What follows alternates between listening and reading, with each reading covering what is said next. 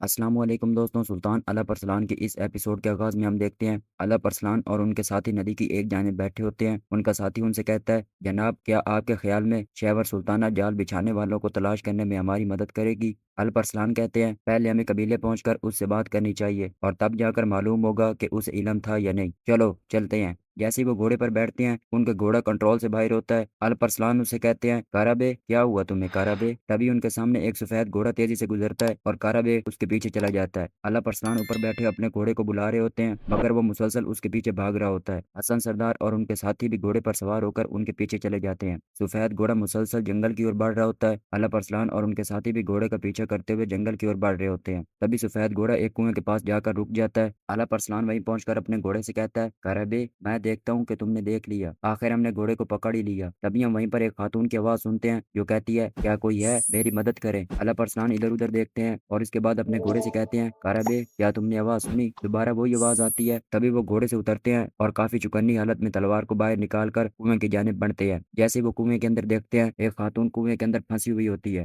وہ اعلیٰ پرسلان سے کہتی ہے، مجھے بچا لے جناب، میری مدد کریں۔ اعلیٰ پرسلان سفید گھوڑے سے کہتے ہیں، یعنی تم چاہتے ہو کہ میں تمہاری سہیلی کو کنویں سے بچاؤں؟ آفرین ہے تم پر آفرین۔ اعلیٰ پرسلان اس سے پوچھتے ہیں، تم اندر کیسے گئی خاتون؟ وہ خاتون کہتی ہے، بازنطینی میرا پیچھا کر رہے ہیں جناب، ان کے آنے سے پہلے مجھے بچا لیں۔ اعلیٰ پرسلان اپنے گھوڑے کی جانب جاتے ہیں اور اس سے کہتے ہیں، مجھے شرمندہ مت کرنا کارابے، مجھے تم پر بہت بھروسہ ہے۔ تبھی وہ گھوڑے کے ساتھ رسی کو باندھتے ہیں اور آدھی رسی کا حصہ کنویں میں پھینک دیتے ہیں۔ اعلیٰ پرسلان اس رسی کی مدد سے کنویں کے نیچے جاتے ہیں۔ جیسے وہ کنویں کے اندر داخل ہوتے ہیں وہیں وہی میوزک شروع ہو جاتا ہے جو آپ سمجھ رہے ہیں، یعنی محبت کا۔ کچھ دیر تک وہ ایک دوسرے کو دیکھنے لگ جاتے ہیں اور اس کے بعد اعلیٰ پرسلان اس سے کہتے ہیں، فکر مت کریں، ہم ابھی آپ کو باہر نکال دیں گے۔ اس کے بعد وہ اپنے کمر کے ساتھ رسی کو باندھتے ہیں اور اس سے کہتے ہیں، اگر آپ کے اندر پکڑنے کی طاقت ہے تو میری پشت کو مضبوطی سے پکڑ لیں اور کچھ بھی ہو جائے مت چھوڑیے گا۔ اس کے بعد وہ اپنے کمر کے ساتھ رسی کو باندھتے ہیں اور اوپر چڑھنے کی کوشش کرتے ہیں۔ وہ خاتون بھی ان کی پشت کو پکڑ لیتی ہے اور ان کے ساتھ اوپر چڑھنے کی کوشش کرتی ہے۔ باہر کا منظر دیکھتے ہیں، گھوڑا مسلسل آگے چل رہا ہوتا ہے اور وہ اوپر آنے کی کوشش کرتے ہیں۔ اس دوران اعلیٰ پرسلان اس سے پوچھتے ہیں، آپ کہاں سے ہیں خاتون؟ بازنطینی آپ سے کیا چاہتے ہیں؟ وہ خاتون کہتی ہے، میں واسپورگان سے ہوں جناب۔ یہ سنتے ہی اعلیٰ پرسلان اور چوکنے ہو جاتے ہیں اور اس سے کہتے ہیں، فکر مت کریں، میں آپ کو بچا لوں گا۔ تبھی وہ اپنے گھوڑے کو بلاتے ہوئے کہتے ہیں، شاباش کارابے، حرکت کرو۔ اور کچھ لمحے کے بعد اعلیٰ پرسلان کنویں کے کنارے تک پہنچ چکے ہوتے ہیں۔ تبھی ایک تیر آ کر اعلیٰ پرسلان کے گھوڑے کو لگتا ہے جس سے وہ دوبارہ نیچے چلے جاتے ہیں۔ تبھی سلیبی سپاہی وہاں آ کر جمع ہو جاتے ہیں اور ایک سپاہی کنویں کی جانب بڑھتا ہے اور اس رسی کو تلوار کی مدد سے کاٹنے کی کوشش کرتا ہے اور تبھی ایک تیر آ کر سلیبی سپاہی کے گردن میں لگتا ہے۔ اسی دوران ہم اعلیٰ پرسلان کے سپاہیوں کو دیکھتے ہیں۔ حسن سردار اعلیٰ پرسلان سے کہتے ہیں، ہم آ گئے جناب۔ تبھی وہ گھوڑے سے اتر کر سلیبی سپاہیوں پر ٹوٹ پڑتے ہیں۔ اسی دوران ہم سلطان تغرل صاحب کو دیکھتے ہیں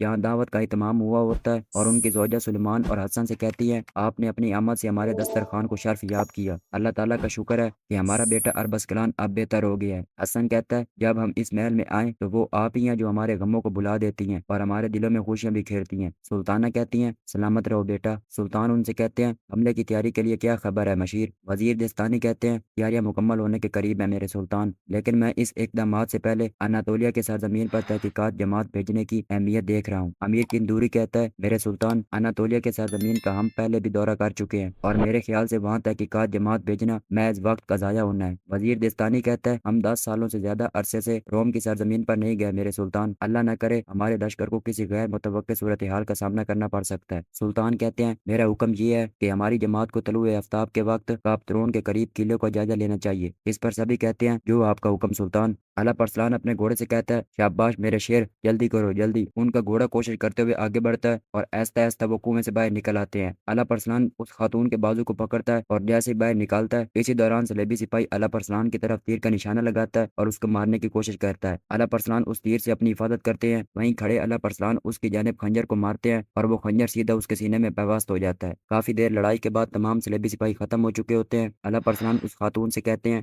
ڈریے مت خاتون، معاملہ ختم ہو چکا ہے۔ حسن سردار ان کو پانی دیتے ہوئے کہتے ہیں، یہ پی لو بیٹی اور ڈرو مت۔ اعلیٰ پرسلان اس خاتون کو پانی پکڑاتے ہیں اور کہتے ہیں، آپ کا نام کیا ہے خاتون؟ تبھی ہم دیکھتے ہیں خاتون کے ہاتھ سے پانی گرتا ہے اور وہیں بے ہوش ہو کر نیچے گرنے لگتی ہے۔ اعلیٰ پرسلان فوراً ہی اس کو پکڑ کر اپنے بازو پر اٹھاتے ہیں۔ وہیں ان کا ساتھی اعلیٰ پرسلان سے کہتا ہے، ہمیں فوراً اس جنگل سے نکلنا چاہیے، یہ کافروں کا علاقہ ہے۔ تبھی وہ اس خاتون کو لے کر وہاں سے چلے جاتے ہیں۔ اس کے بعد ہم مورو قبیلے کا منظر دیکھتے ہیں جہاں اکنا خاتون ایک شخص سے قالین لے رہے ہوتے ہیں اور وہ شخص ان سے کہتا ہے، یہ باب ساحل پر واقع بجناک کے خیمہ جرموں سے ہیں، اور ایک اور قالین دکھاتے ہوئے کہتے ہیں یہ بایات سے ہے اور باقی شیرات سے ہیں۔ اقنا والدہ ان سے کہتی ہیں جدید نقشوں والے نمونے کہاں ہیں خلیل صاحب؟ تبھی وہ ان کی طرف دیکھ کر کہتے ہیں دکھاتا ہوں۔ تبھی وہ کچھ قالینیں اٹھا کر اقنا والدہ کے سامنے پیش کرتے ہیں اور ان سے کہتے ہیں یہ ان میں سے ہیں جو میں نے آئینی اور واسپورگان سے لی ہیں۔ اقنا والدہ ان قالین کو دیکھ کر کہتی ہیں بہت شکریہ خلیل صاحب، جوانوں کو یہ سب اندر منتقل کرنے کو کہیں، میں ایک نظر وہاں دیکھ لوں گی، ٹھیک ہے؟ وہ شخص کہتا ہے ٹھیک ہے خاتون۔ اقنا والدہ مزید کہتی ہیں آپ لمبے راستے سے آئے ہیں، کچھ کھا پی لیں اور آرام کر لیں۔ وہ شخص کہتا ہے بہت شکریہ خاتون۔ تبھی ہم مورو قبیلے کے اندر ڈرموں کی آواز کو سنتے ہیں اور تمام خواتین یہ سنتے ہوئے چوکنے ہو جاتی ہیں اور خیمے کے مرکزی جگہ پہنچتی ہیں۔ وہیں ہم اللہ پرسلان کو دیکھتے ہیں جو اپنے ساتھیوں سمیت اس خاتون کو وہیں لے کر آ چکے ہوتے ہیں۔ چاغری صاحب اور بلگم صاحب اپنے خیمے کے سامنے کھڑے ہوئے یہ منظر دیکھ رہے ہوتے ہیں۔ اللہ پرسلان ان خاتون کو کہتے ہیں فوراً طبیبوں کو بلائیں۔ یہ سنتے ہی چاغری صاحب کی زوجہ ایک خاتون سے کہتی ہے بیٹی جاؤ اور طبیبوں کو خبر کرو شفا والا خیمہ تیار کریں۔ اللہ پرسلان گھوڑے سے اترتے ہیں اور اس خاتون کو اپنے بازو پر اٹھا کر خیمے کے اندر لے جاتے ہیں۔ اللہ پرسلان کی بہن اور ان کی بھابھی خیمے کے اندر داخل ہو کر کہتی ہیں یہ لڑکی کون ہے بھائی جان؟ اللہ پرسلان کہتا ہے پتہ نہیں کون اور کہاں سے ہے۔ کاراجا کہتی ہے اس کا کیا قصہ ہے؟ اللہ پرسلان کہتا ہے جب یہ ہوش میں آئے گی تب ہمیں معلوم ہو جائے گا، فی الحال اسے فوری طور پر طبیبوں کی مدد کی ضرورت ہے، اور یہ کہہ کر وہاں سے چلے جاتے ہیں۔ اس کے بعد وہ اپنے گھوڑے کی طرف جاتے ہیں جو تیر لگنے پر کافی زخمی ہو جاتا ہے۔ وہ گھوڑا زمین پر لیٹا پڑا ہوتا ہے اور طبیب اس کی دیکھ بھال کر رہا ہوتا ہے۔ اللہ پرسلان وہیں پہنچ کر اپنے گھوڑے سے کہتے ہیں کارابے میرا شیر۔ تبھی وہ طبیب سے پوچھتے ہیں کیا حال ہے کارابے کا، کیا یہ تندرست ہو جائے گا؟ وہ شخص کہتا ہے میں نے تیر نکال دیا ہے جناب اور کچھ مرہم لگا دی ہے، لیکن اس کا زخم گہرا ہے۔ اللہ پرسلان کہتا ہے اس کے زندہ رہنے کی وجہ اول اللہ تعالیٰ کا فضل ہے اور دوسرے نمبر پر اس کی طاقت۔ وہ شخص کہتا ہے اس کا یہاں تک آنا بذات خود ایک معجزہ ہے جناب، اللہ تعالیٰ سے نا امید نہیں ہونا چاہیے۔ لیکن تبھی حسن صاحب اس کی بات کو کاٹتے ہوئے کہتے ہیں انشاءاللہ جلد یہ آپ کا بازو بن کر لوٹے گا جناب، اور تبھی اس شخص کو جانے کو کہتے ہیں۔ جیسے ہی حسن سردار اور طبیب وہاں سے چلے جاتے ہیں اللہ پرسلان اپنے گھوڑے سے پیار کرتے ہوئے کہتے ہیں کارابے تم صرف میرے گھوڑے ہی نہیں بلکہ میرا بھائی ہو، میرا دوست اور میرا بازو، اور تبھی اس کے منہ کو چومنے لگ جاتے ہیں اور اس کے بعد کارابے سے کہتے ہیں مجھے معاف کرنا کارابے، مجھے معاف کر دینا۔ شہزادہ سلمان کہتا ہے سلطان اگر آپ کو اشکال نہ ہو تو میں اور حسن جائزہ لینے والے اس جماعت کی سربراہی کریں؟ سلطان ان دونوں کی طرف دیکھ کر کہتے ہیں ٹھیک ہے، اللہ تعالیٰ تمہارا راستہ آسان فرمائے۔ اس پر وہ دونوں کہتے ہیں آمین۔ امیر کندوری جو اس معاملے کو روکنے کی کوشش کرتے ہوئے سلطان سے کہتا ہے میرے سلطان ہمارے بادشاہوں نے ہماری سلطنت کو کبھی رسوا نہیں کیا اور تب تک وہ جس بھی معرکے میں گھسے اس میں فتح یاب ہوئے، لیکن وہ اس سے پہلے اناتولیا نہیں گئے۔ میرے سلطان ابراہیم ینال جو اناتولیا کو جانتا ہے اور اس میں جنگ لڑ چکا ہے۔ سلطان تغرل یہ سنتے ہوئے کافی غصے ہوتے ہیں اور میز پر ہاتھ مارتے ہوئے کہتے ہیں تمہیں معلوم بھی ہے کہ تم کیا کہہ رہے ہو کندوری؟ تم نہیں جانتے کہ ینال وہی ملعون ہے جس نے اپنی صلاحیتوں کو بروئے کار لا کر اپنی سلطنت سے بغاوت کی، اپنے تکبر کے سامنے جھک کر خود سے چھینا گیا اقتدار لینے کے لیے اپنے سلطان سے بغاوت کی کوشش کی؟ کیا تم نہیں جانتے کہ میں اس پر بھروسہ نہیں کر سکتا؟ تمہاری یہ جرت کیسے ہوئی کہ تم اس میز پر اس کا نام لو؟ کیا میرے رحم پر اعتماد نہیں ہے تمہیں؟ میری آنکھوں سے اوجھل ہو جاؤ، نکلو۔ اور تبھی وہاں پر خاموشی چھا جاتی ہے اور امیر کندوری اپنا سلام پیش کرتے ہوئے وہاں سے چلا جاتا ہے اور یہیں اس ایپیسوڈ کا اختتام ہوتا ہے۔